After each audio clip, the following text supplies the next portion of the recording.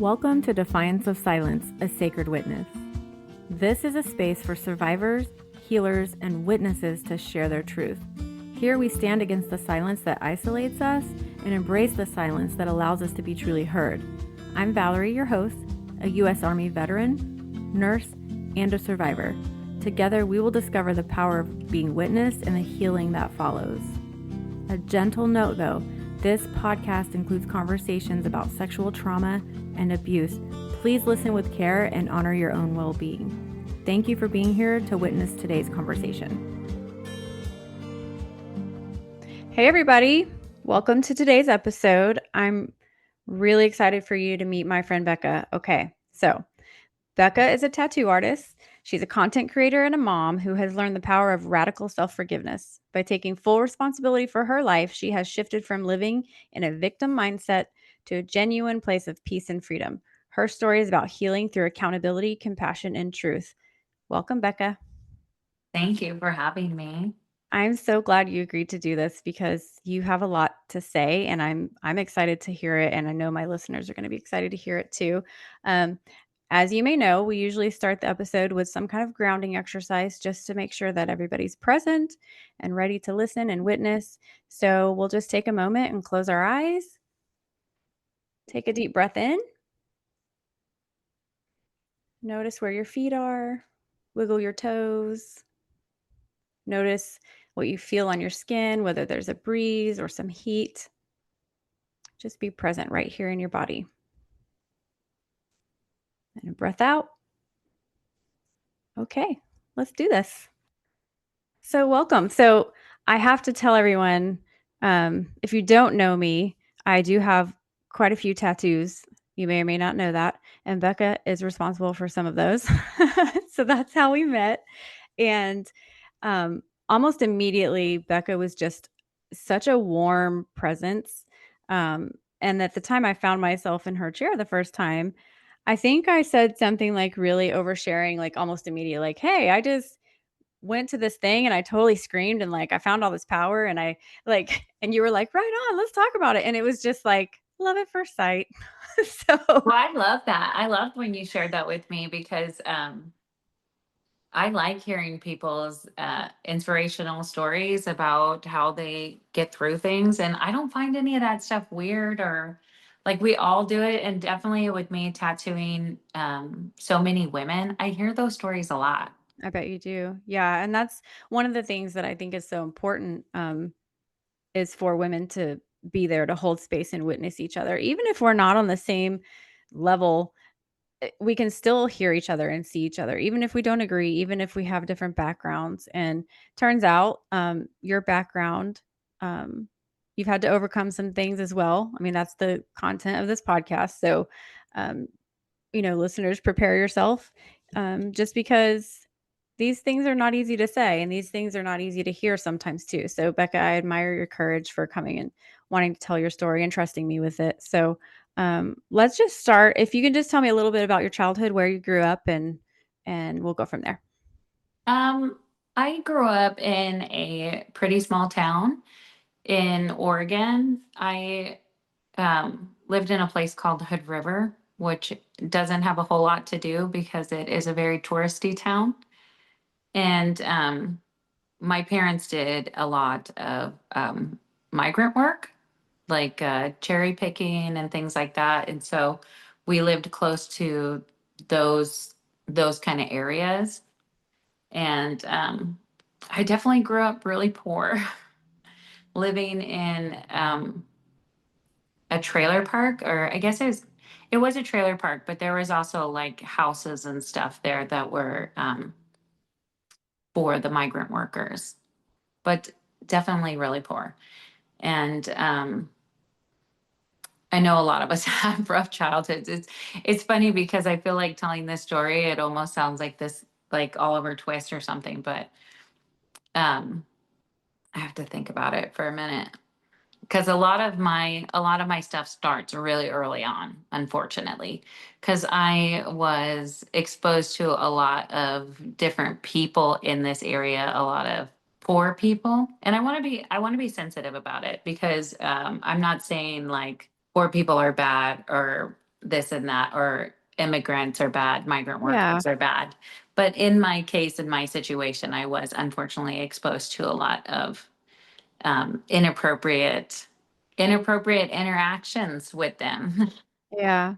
Yeah. And as a small child, I still have a lot of these memories and stuff, very clear memories from these different interactions. And one, here's an example of one that took place where I ended up actually kind of being okay, is that there was these like individual huts in the beginning of the trailer park. And they were single apartments, sort of. They lined up together almost like townhomes, but they were one room, the kitchen and living room were all together, and they were very small. Mhm. And one of the men that was staying in this like cabin hut thing, he decided to snatch me out of Oh my gosh. the parking area, or just the like road in the trailer park, and I had to stay in his hut. I'm going to call it a hut from here on out. Um, with him inappropriately walking around the house Oh my without any gosh. clothes or anything on. And I I remember it really vividly because I stayed put. I stayed put Yeah. and I didn't say anything.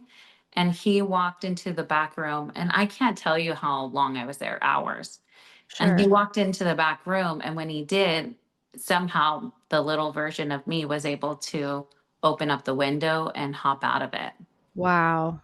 Yeah, but Wow. I feel like the most difficult part of that for me was I went to my aunt and tried to tell her what had happened, and it was just brushed off. And like, Mm. Mhm. I think she thought I made it up. But also, Yeah. where were the adults where you can be missing for large amount of time? Yeah, I know you're not alone in that. There's definitely a lot of stories that kids, um not kids, that people have that when they were kids, myself included, when you say this and this and this happened, it's like, "Okay, sure." And it affects you later. Like, that's why we're sitting here because those things affected us, Mhm. right? I don't think I Wow. That's realized how much it affected me until recently, because it was so often, these mhm. different interactions with these like full grown men, Yeah. and me as a child, it happened so often that I don't know that it wasn't supposed to. I think even as a child I knew that it wasn't supposed to be happening, but I Right. wasn't 100% sure. Yeah. And, And if your body doesn't know when you're that little, you know something isn't right, but you don't know and you just survive. Like, that's little Becca doing what she needed to do to get to here. So, yes, yeah. I'm sorry that happened to you. Gosh. Think Well, of I feel like when I didn't fully understand why I behaved the way I did because of it, it followed me into adulthood and into these different relationships and stuff. And I even like as an adult, I had this one instant where I'm going to not name names, but someone who was a relative by marriage. And I'm like 18 at this point. And he had known me since I was 10. And so he had mm, known me for a while. And he decided that he had some kind of right to me at that point since I was 18, wow. and basically demanded that show him my breasts. Like he insisted Mm, that I had to. And me mm, as an adult, I'm only 18. right. The only thing I could manage to do, which I'm sure was the same things that I did when I was little, was put my nose in a corner and put my back to him and say nothing and do nothing. Wow. And in that instance, like I was able to call the guy I was dating at the time, and he showed back up. But I don't know that I even told him what had happened or why I needed him to pick me up. He had just dropped me off. And so he Yeah. turned back around, and I do not remember a conversation or anything with him about what had happened. And then this because he's a family member. Yeah. I have to interact with him again and again. And now looking back, I'm like, I feel like I was required to stay silent. Mm, Like I don't upset anyone, don't bring it up, don't upset yeah, the person that he's married to. Like I had to hold all of those things because I am the problem. I'm always the problem yeah, in my own head, or back yeah, in the day when I was. And I remember like blaming myself for those things too. yeah, And I don't know where I picked that up as a little kid, but yeah. I know definitely not being believed really caused a huge rift for a very long time. It's like, well, it's not safe to speak up. It's no Sure. one will believe me. And I'm causing the upset. Yeah, and it causes us to have a core belief that, like, we're dysfunctional and that we are inherently, um, broken or inherently, like, a disgrace, or if I would have done this, then that wouldn't have happened, and we're just children, like, we are Yeah. just children. So, as we grow up with those core beliefs that, we've done something wrong or we deserved it, like, I know there's been points, and we've talked about this before, where you walk around, one thing after another seems to happen, things seem to go okay, and then something else happens, and you're like, "Do I have a sign on my back that says victimize me or do this to me?" And it keeps us stuck in this victim mentality and keeps us, just expecting that that's what we're gonna get because that's Well, something must be wrong with us, and that's what we get. So how did it affect you? I mean, so you've gone through childhood. I'm so sorry for the things that have happened to you. I'm so glad that you're here now and that you're present and showing up in your life in the way that you are. And by telling your story, you're going to heal so many others. And I'm just so thankful. Um, but moving out of that, era in your life, childhood, now you're an adult and you're kinda doing life the way that you're doing it. How were those things affecting you? What kind of things were you seeing and feeling? And you said you had behavior that it caused. Like, what was going on? well, you know how you said like we're almost walking around with this sign on our back that says victimize me? I think in a sense we are. We are walking around with this like invisible sign that is very visible to the people who behave as predators. Yep. And it's really unfortunate. I think that because of the way that I was taught as a kid, I all too often I'm willing to forgive again and again and again. And I didn't realize that that was a bad thing because I always want to see other people's pain before my own and like Mhm. put myself last. But definitely, I feel like I also in different relationships and stuff, I always had to do what the other person, or I was always trying to behave in a way to make the other person happy, change Yeah. myself to make them happy, which I Yeah. mean, no, never works. And I actually thought about this thing recently where it's like I I would use alcohol to get through it. Yeah. It's like To be able to cope with it. Yeah.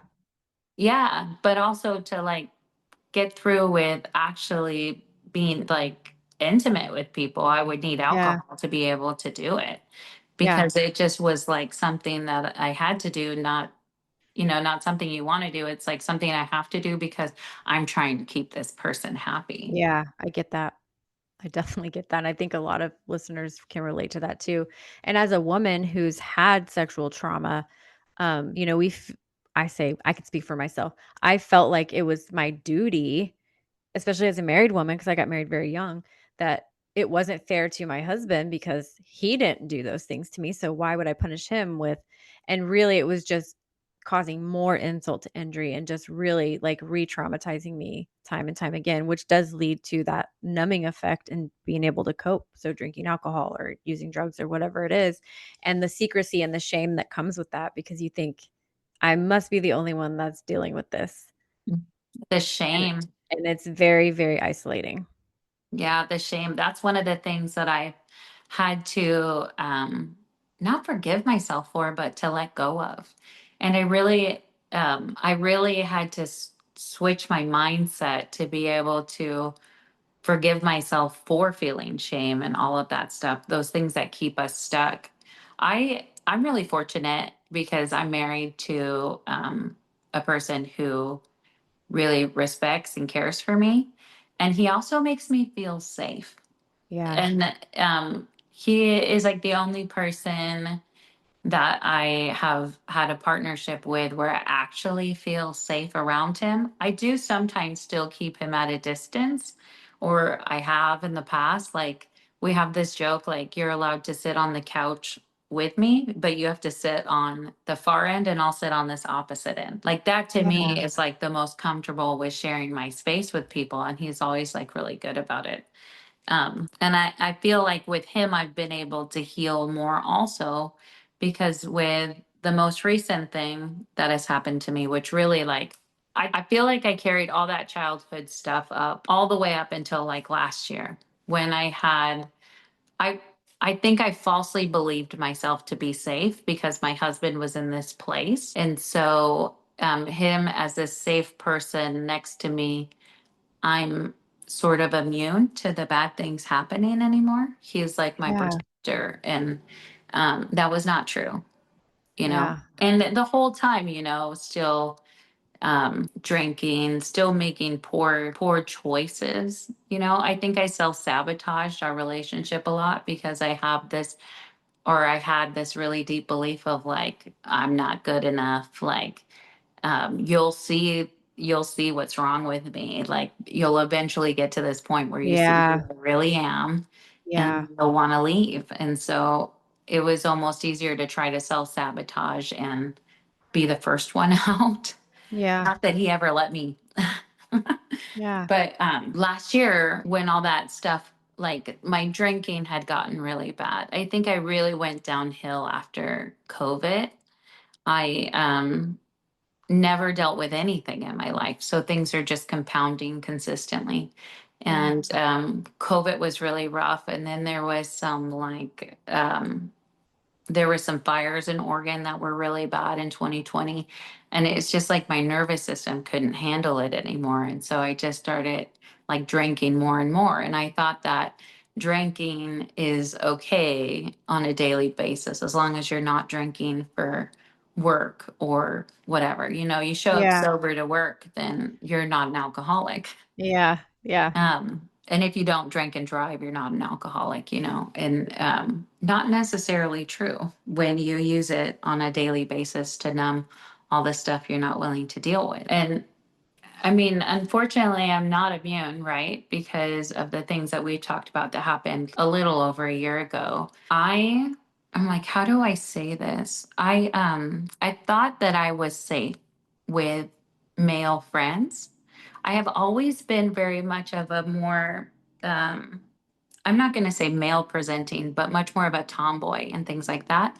I wear big clothes. I don't wear makeup. I just throw my hair in a ponytail. I do all of these things, I think, by design to not be really noticed or seen Yeah. as an interest to men. And I think that being one of the guys was something that I did a lot to fit in, but also not to be seen.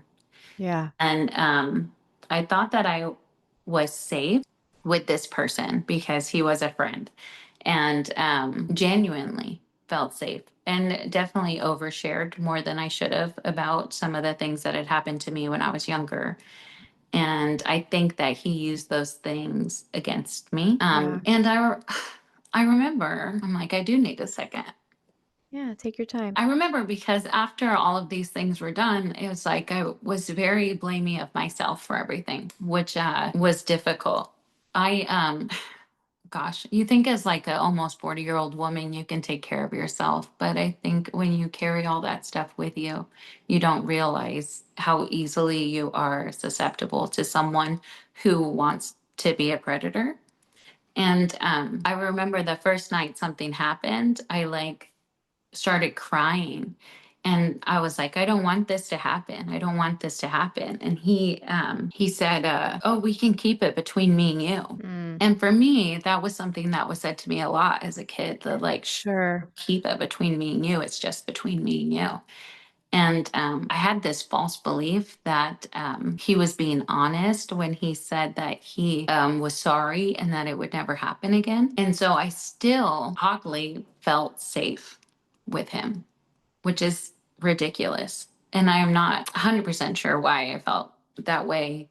But then I feel like he kind of made it his mission to have it happen a Mm. second time, and to actually get what he came for, because he didn't, and I remember saying like, "Oh, this can't happen," or it wasn't "this can't happen." It was like I can't remember. It's funny with healing. I feel like when you do a lot of healing, you start to forget some of the things. But Yeah. oh, I did say this can't happen. This can't happen, and he said, "Oh, it's happening." Mm. And I didn't take off any of my clothes or anything. I was wearing shorts, but like I feel like I don't really remember any of that. And then afterwards, the thing I remembered most was like sitting in my car, but not sitting in my car like in my own body. Like I vividly remember looking at myself through the window of the Mm. car, and I could see myself holding my phone and like the glow of my phone on my face.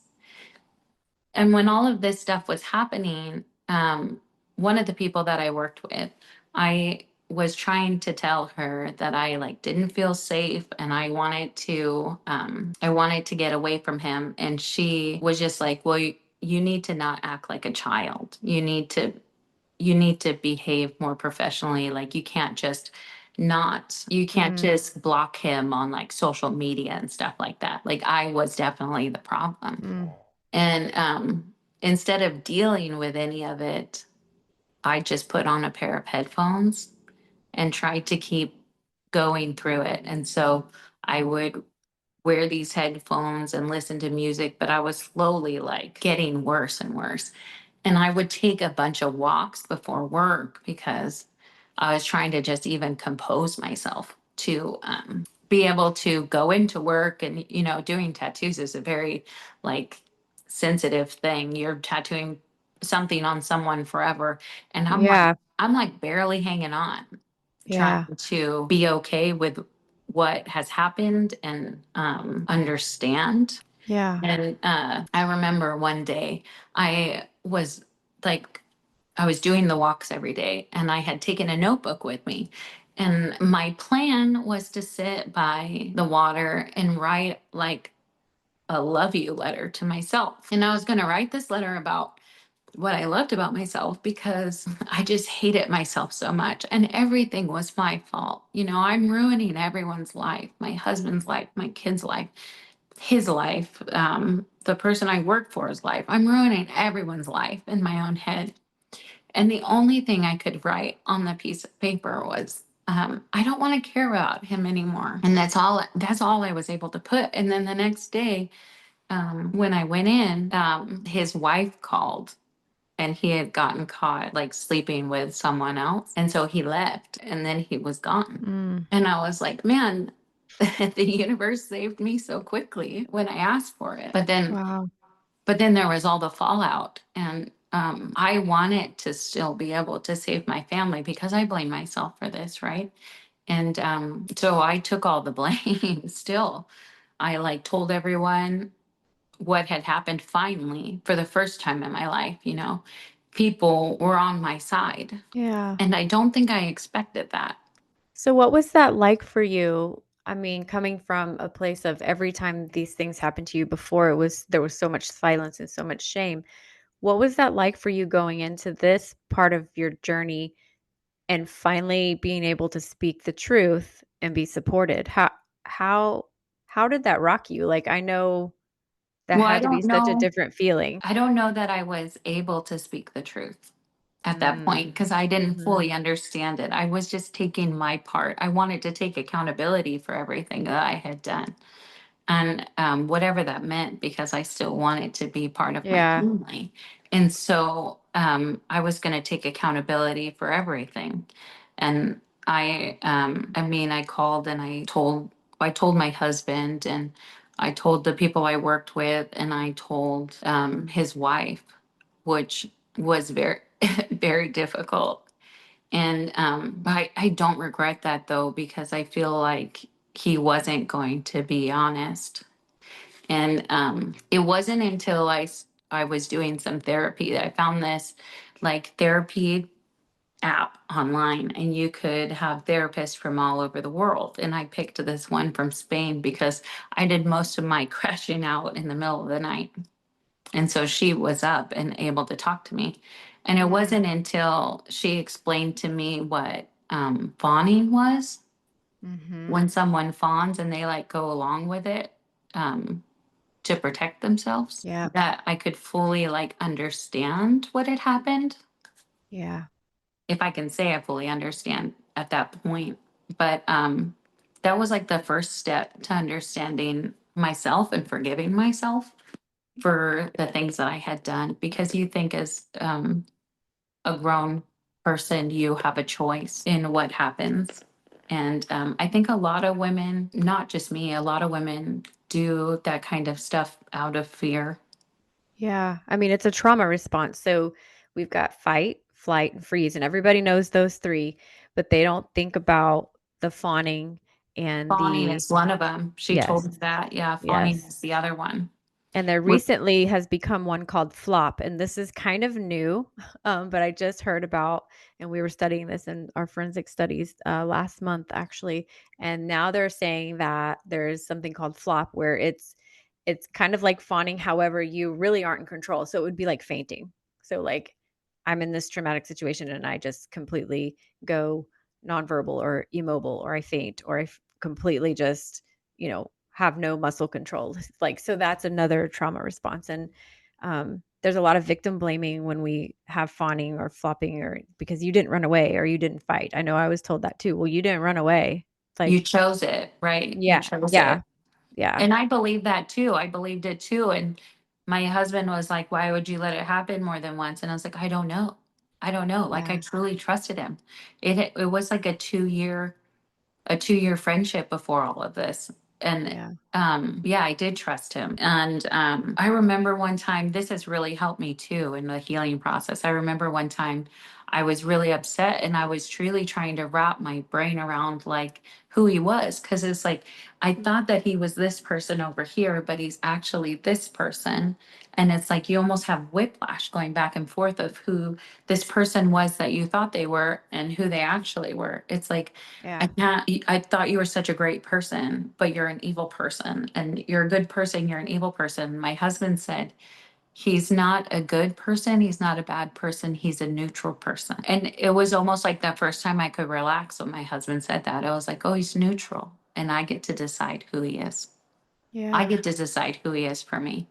And so, with all of the upsetting things that I've been encountering, I've been neutralizing them out first.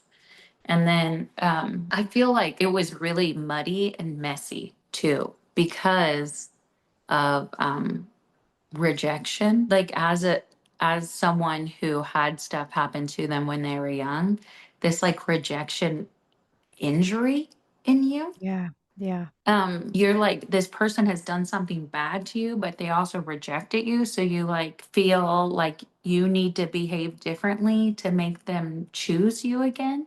yeah, It's very it's very muddy yeah, and messy.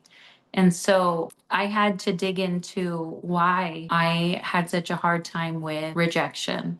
I think honestly that sign that we wear is that we choose to be around men that make us feel those familiar things from when we were younger and the things that happened to us, good or bad. Like we secretly want it.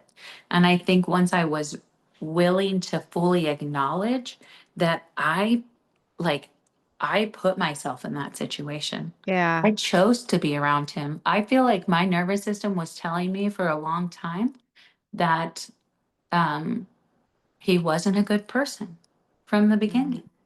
yeah, And I chose to see different. And so it's like, yeah, what is in me that makes me choose this way? What is in me that makes me be in these situations? yeah. Something that is important, I think, for my healing journey, and you're bringing up this point exactly, is we only know what's familiar. And there's something I referred to. I don't know if I've said it on any other previous episode or not, but I've learned through some of the um, ACOA work and 12-step work, is there's something called the internal drugstore, which is basically the hormones and like cortisol and dopamine and melatonin and oxytocin, all these things that get released when we have this fight or flight, when our nervous system is activated. And then we don't know anything different. So when we're not having that, it's like, what's wrong? Something's wrong because we're not getting that flood of those things. So it's something that we unconsciously seek, just like you're saying. It's that question of like, what is it in me? And I would ask the same thing, like, what is it in me that I keep attracting these things? And it's not that I attract them necessarily, it's that subconsciously I'm looking for that excitement, for that rush, for that drug hit, essentially. So the internal drugstore, meaning all of these hormones just cascade and cause you to feel alive, and you need more of it, just like any other chemical thing. You need more and more of it, so you become addicted to the drama, and you don't know that that's what's happening. It's not like you're walking around going, well, I don't have enough drama today, let me find some. But that is what's happening. And when you start to heal and those things start to fall off, it's such an unnerving feeling because nothing's going on. You're like, this isn't normal, this isn't right. So to learn to sit with those peaceful feelings when things start to heal and you start to come out of that, it takes a whole nother level of just digging in and being willing to look. So way to look at yourself, Becca, and just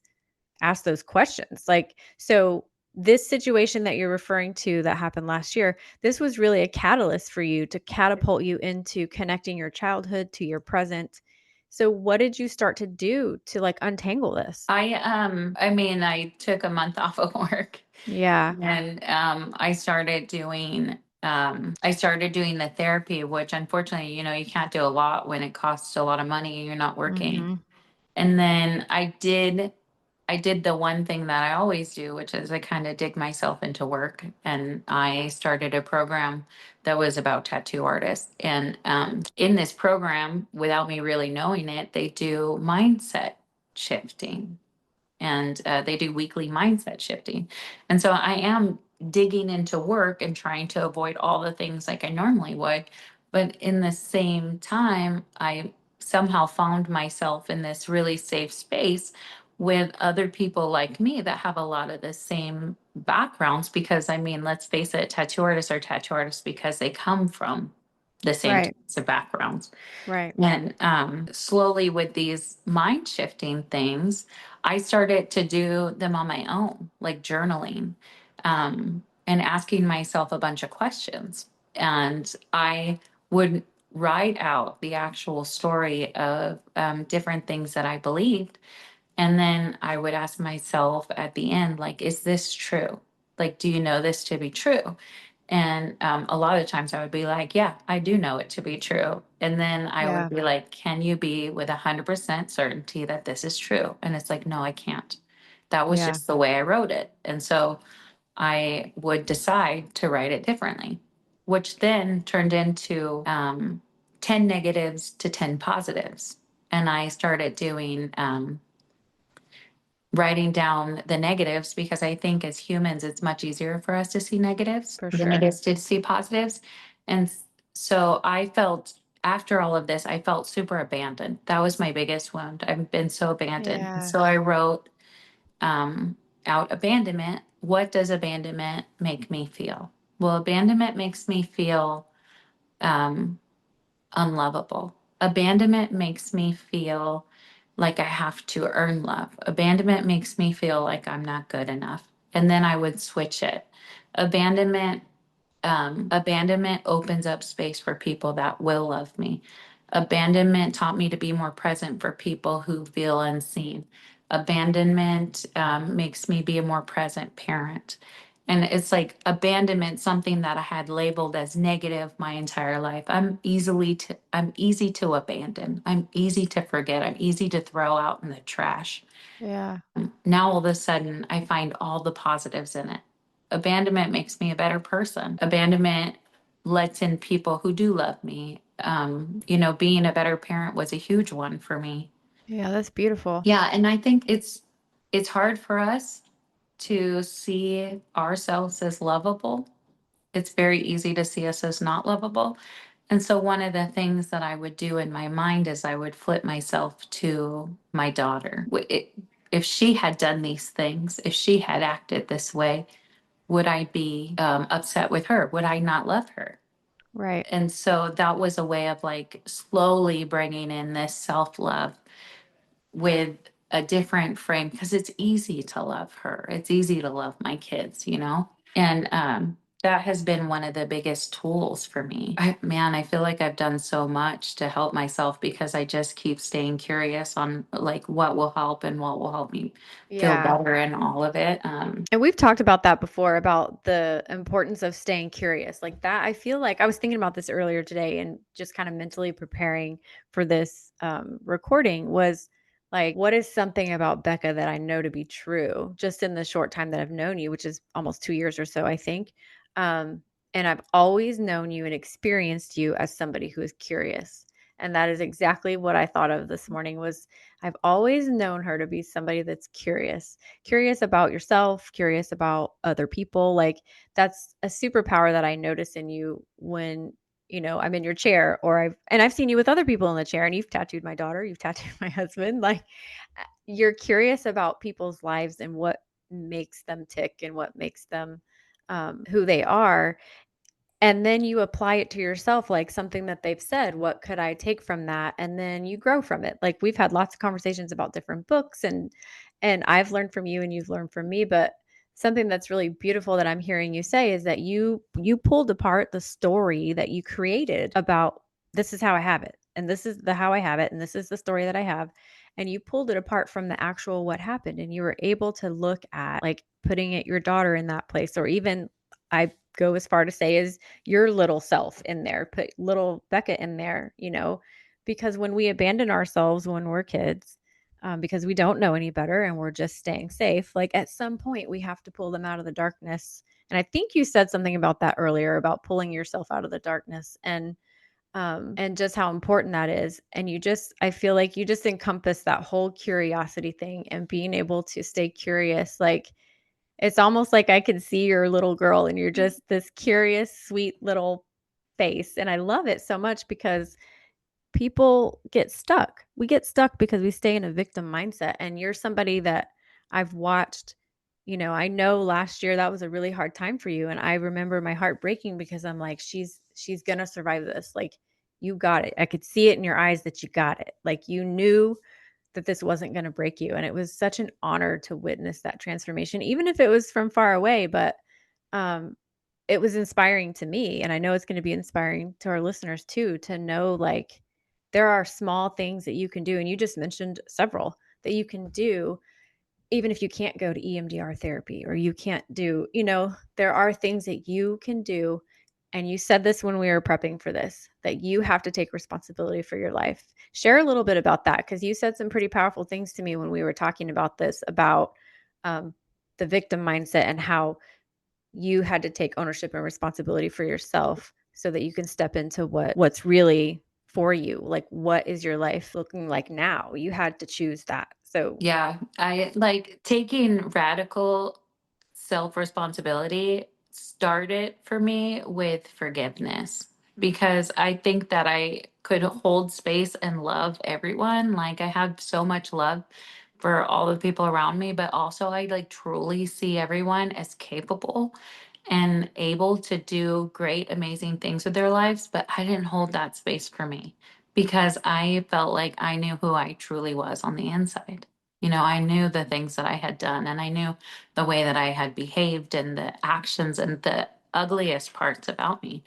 And so taking responsibility of my life first started with taking or being able to forgive myself. So I told myself, if you look back on your life and you can see as everything that's ever happened to you, not as good or bad, neutral it out, and nothing was a mistake or something that you did wrong. There's no shoulda, coulda, wouldas. It's all exactly the way that it was supposed to be because you were showing up the best way that you possibly could with the tools you had. Give yourself that forgiveness. How would your life look now?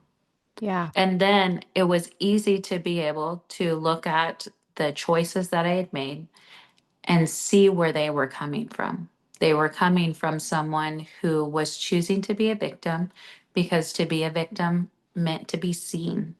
Yeah. Like um, I think I didn't realize that the little version of me always felt not very seen, except when being a victim.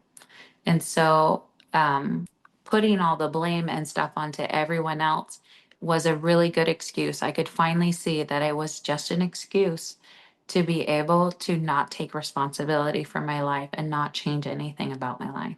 Yeah, preach that. That's true. And I'm just gonna tell you, I it takes, it takes a gut level honesty to be able to say that about yourself and to be able to say, "I've been making excuses." And, like, I get emotional about it because I had to do the same thing. And I know that's not easy. And I know that there's somebody listening that's like, look, it ain't my fault. This is what happened to me. It ain't my fault. I'm a victim in all of this. And that may be true. You may have been victimized. You may have had some shitty things happen to you. So did I. So did Becca. But you get to choose what you do next. And you get to choose how long that you keep that spike driven into your foot and just walk in circles. So you have an Yeah. opportunity to choose and pull that spike out and walk forward. And it may take a long time, but it takes as long as you don't stop. And that's something that I just feel um, with your story, Becca, like you've had a lifetime of things that you didn't necessarily choose, but you found yourself there. And when given a choice to spiral and wallow, you felt your feelings and you processed them and you did what you needed to do. And I'm just so incredibly moved by that. What parts of you, let me ask it this way, what parts of you are still like coming up that you still need to work on? Do you find, I guess what I'm getting at is it's not one and done. Like we don't just figure this out all of a sudden. Like you still need to have a witness. You still need to sometimes say the hard things. Are there parts of you that still struggle? And what does that look like for you now? What do you do when you find yourself struggling? What's your go to? Well, I stay curious about what will work and what won't. And I was talking to my husband about this recently because it's like I find myself really stuck. And I think when you hold anger towards someone, you continue to give them power. And so I was talking to him about needing to find a way to take back my power from these people that I still feel upset or petty towards, is what I've been referring it to it as. And he was like, well, just neutral them out, just keep them as neutral. It's like, that doesn't work for me. And so I was trying to do this meditation where I sent love to them, and that did not work for me. And Mhm. so in these memories, when I'm trying to send them love, what I did instead in this meditation in these memories was I sent the love towards myself and support towards myself in that moment instead of to them. And I think that was when I finally shifted. It's like, I don't need to fix everything for everyone else. I don't always need to be the bigger person and forgive everyone.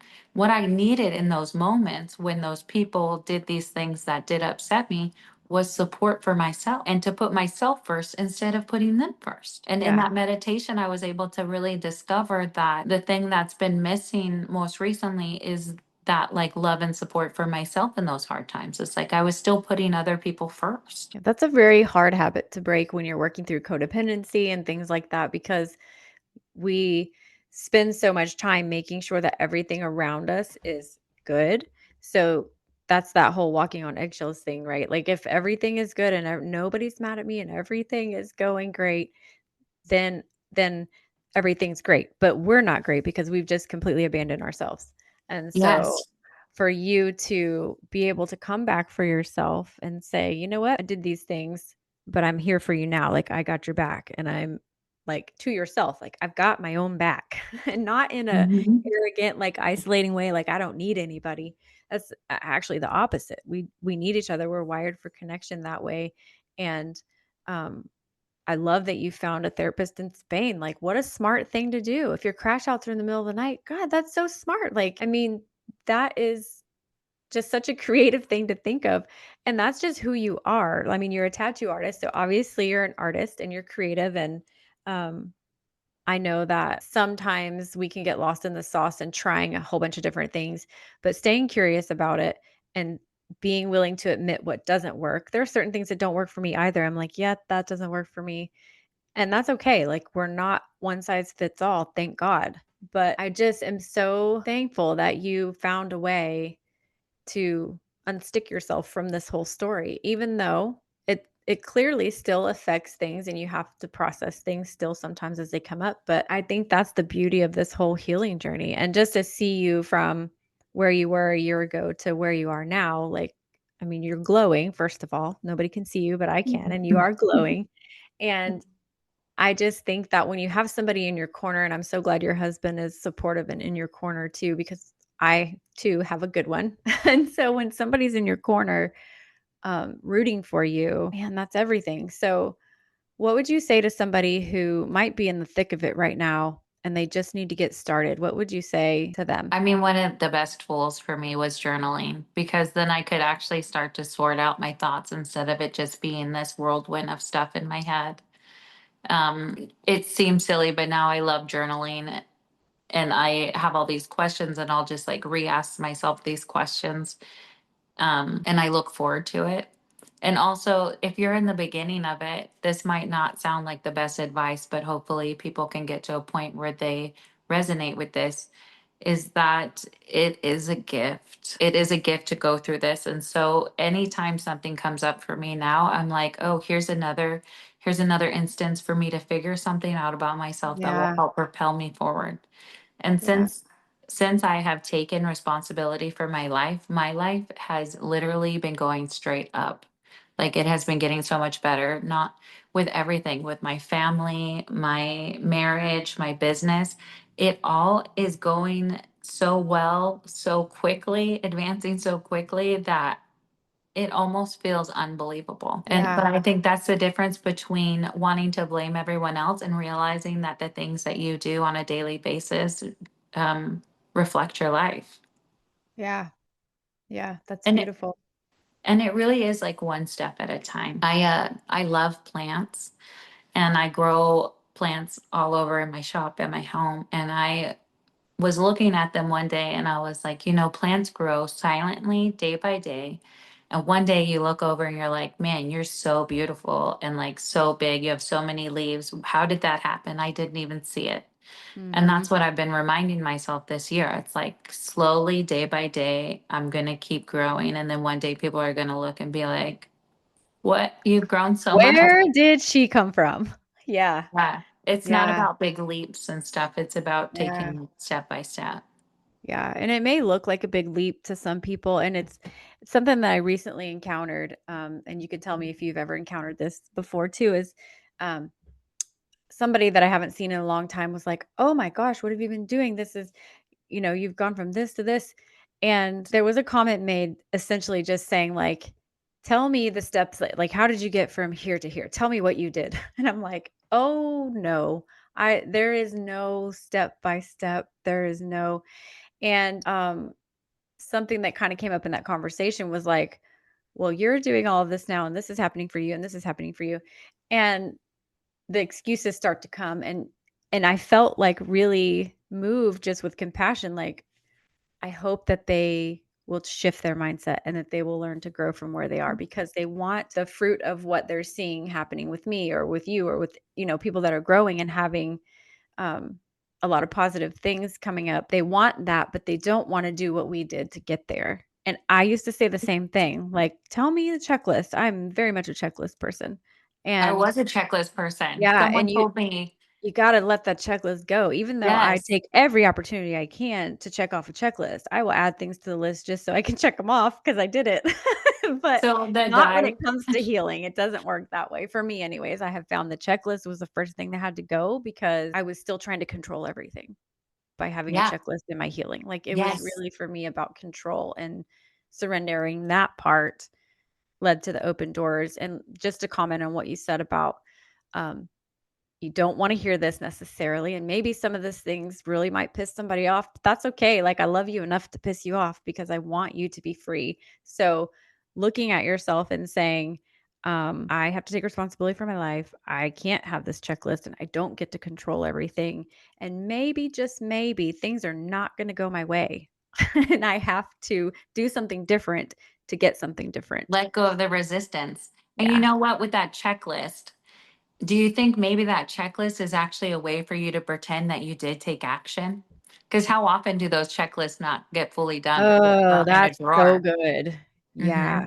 Oh, say that again. So the checklist is Is a just way an for you to excuse. pretend. An excuse for you to pretend. I've been finding all of the different excuses that I use Oh, I have to so keep many. myself small. Yeah. Yeah, but Yeah. a lot of them you're like, you're not even sure. And then I was talking with someone recently and she's like, I just think I'm broken. I'm broken. I can't do it. And I was like, Yeah. don't you think that saying that you're broken is a really good excuse to not make change, not to be held accountable for your life? Yeah. And I think Yeah. that's one a lot of people use. And someone told me that that was a harsh thing to say. And I was like, I think people need to say those things to people from a place of love. Like, I was Well, not saying it to be ugly. It's like, I love right. you. And I feel I like you need to hear this. I think that's definitely a difference, and I think you have to have some discernment. Like, obviously, I don't wanna walk around telling people, like, "You're stuck because you suck and No, you're this was a doing this to person that yourself." I Like, know and I when love, you you know? when you love someone and someone loved me enough to tell me, like, "Look, you're creating your own suffering," and I didn't Yes. understand, like, "What do you mean I'm creating my own suffering?" And I would be so aggravated with myself because I couldn't understand what they meant, and there was a part of me that was like, I know they're right, but I don't really get it. So how do I get it? How do I wake up and like have this awakening to be able to understand these things? And it just really comes with baby steps and trusting the process and all the cliche things we say. But really, where I was going with that was somebody who's been through it can say those things from a place of love. There's a lot of well-meaning people that wanna say, "You need to do this, this, and this. You're stuck because of this, this, and this," but they haven't maybe walked through the same things that I have or someone else has. So, it's very I use this example quite a bit. If somebody's going through infertility, I mean, I think that's a very private and painful thing to go through. I know now, especially now, I can't speak into somebody's life who's going through infertility because I haven't experienced that. I can send you love and be supportive, but I can't tell you from the depths of, like, spiraling what it feels like. You know, I've had friends who've explained what that feels like for them, and I can't relate to that because I haven't experienced it. So I can encourage somebody, "I know this is hard for you, but I can't tell you with pulling no punches in love, like, hey, you need to do X, Y, and Z. And I know that because I've been there because I haven't. But when it comes to the things I have experienced, I can say, you're suffering and you're choosing to suffer. And I've been there too. Me too. I'm here with you. I'll hold your hand what if you choose to do this. And so I hope that both of us have said some tough things on this episode, but I think that people are ready to hear like I needed people to not bullshit me. So, I needed to hear it straight. So, I feel like We needed to not have people tell us that we are allowed to be victims. mhm. And I think it is very easy for people to do that because they don't want to hold space for your pain, or not that they don't want to, that it's uncomfortable to hold space for Yes. your pain. So they Yes. try to say whatever to ease it as quickly Yeah. as possible. But Yeah. it is true. The hard truths are the things that we needed to hear. Like, Yeah. I have a lot of people who truly love me and like, were willing to say the things I needed the most. Yeah, and I think people are willing to hold the space for others and be there, um, but when it does get uncomfortable, I had to realize that it wasn't necessarily about me. They weren't uncomfortable because they couldn't handle me. They were uncomfortable because they had something of their own that it was hitting and they just didn't know what to do with it. And that's not making anyone wrong. It's just what happened. And I have not always been good at holding space either because we just want to fix things and like this is uncomfortable. I and it feels kind of heartless to say, "Thanks for sharing." But I used to really you have to let them have the space. Let them, be the witness. And somebody that truly is witnessing from a place of love maybe isn't going to have a whole lot of words for you unless they're really the truth. So, um I'm learning every day how to be a better witness, and I fail at it miserably sometimes. I'm like, "Man, I shouldn't have said that. I should have just listened." So I'm learning as we go. I'm hoping that the listeners are learning too that, you know, we're not I always gonna say the right thing. I recently got a tough lesson in this because I do feel like I had the best intentions for helping people. And I've Mhm. had all these things happen. So I'm like, I want to help you not make the same mistakes. And I was talking to my brother one day and I was like, maybe you should try this. You should do this. You should do this or whatever. And he was like, stop. Like, I'm allowed to just be upset. And I was like, oh, okay. He just wanted me to hear him. And Yeah. the next day, without me even saying anything about this, I was doing it again to someone else in their relationship in one of the group calls for the mindset stuff. And the coach stopped and he was like, you say should a lot. And afterwards, I was thinking about it and journaling about it. And originally, I was like, I just really love people. I want to help people. I don't want them to do the same things I did. And after I sat and journaled with it, I was like, oh, I think that I want to help people because I feel uncomfortable and unsafe when other people are hurting. Yeah. That's powerful to look at yourself that way. Yeah, and I never thought that to say should to someone, you should do Mhm. this, feels demanding and controlling, and they shut Yeah. down almost instantly when they hear that. You should It's try this. 100% true. I don't want Yep. to. I Mhm. have to tell you, even you just saying, "You should do this and you should this," my internal clock is like, Stop it," because, I had a nursing instructor, I think it was my psych nursing instructor, like 18 years ago now, gosh, but I remember this clearly, and I hear it in my head all the time. He would say, "You should never should on anyone." He's like, "I know I just shoulded, but don't should on anyone. Don't should on anyone and don't should on yourself." And it's something I've kept on repeat for a long time. And I notice it's something that when people tell me, "Oh, you should do this," it does strike something in me. And I'm like, just because you told me I should, I'm not going to. And I don't know if that's Yeah. just like, but I'm like, don't tell me what I should and shouldn't do. And I was just as guilty of doing it to people, but I catch myself much more now. And I do hear my instructor in my head saying, Val, don't shit on anybody. So I will stop myself out loud sometimes and say, "You know what? I'm not shitting you. I'm not shitting on you. You do what you need to do. But if you want my advice or you want my opinion and they ask for it, I'm happy to say these are things that helped me. But I'm a recovering shooter. I don't want to shit on anyone. um, so thank you for bringing that up. That's something I haven't talked about in a while, but Well, that was a something, new one for me. yeah, That yeah. just happened and I was like, "Oh," and so I feel like I'm becoming a better listener Yes, and a what a better great person to opportunity hold to space learn. for people because I'm Mhm. not like trying to fix all of their Yeah, problems with books or yeah. programs or I am notorious, I will admit, I am getting better at this, but I am notorious for being like, "Oh, you need to read this book. Oh, you need to read this book. Oh, read this I book." love And reading books and you I and share I have another one. yeah, you and I have talked a lot about books, which is great, and I do have some friends that we can have that conversation, and it's not anything other than we just love sharing what we've learned with each other. But I would be the first person to tell a perfect stranger, "Oh, you should read this book. Oh, you need to read this book." Same. And just because I genuinely was like, "This helped me so much," but I've had to really damper that down and just say, "You know what, Val? If they wanted to read that book that you mentioned, they will ask you, 'Hey, what book was that?'" And so I've had to stop just Or it will come to offering it. them. Yeah, It and, will come to them in their time because you gave me a book. yeah. Like, let's Yeah, go I back to did, I that. You forgot gave about me a that. book and I carried it and I held it. I had it on a shelf. Never did I open it. And after I returned it to you, that was when I was willing to read That it. is so funny, I forgot about that. Yeah, I Mhm. what book was it? The Do you body remember? keeps the score. Yeah, I talk about that book a Mhm. lot, and that is one book I recommend a lot, and if you're not ready for it, you're not ready for it, so that's It's a tough also read. that's a tough read, because it does talk a lot about stuff that you might not be wanting to look at. I mean, it took me 3 times to get through it the first time, and now I've read it several times, and it's helped me immensely and helped me to see other people, differently too, so that's been good. So, as we get ready to wrap up, thank you so much for your honesty and your vulnerability. I know that's not easy, and I think you told your story with honor and dignity, and I just appreciate your time so much. And one thing's for certain, as a tattoo artist, you do it's kinda like when you're a hairdresser or you do anything where you spend a lot of time with people, I think my hair lady knows a lot more about me than probably anybody else because I have this short hair that gets has to get cut, like, almost every 3 weeks, so, um, she knows a lot about me. You know a lot about me.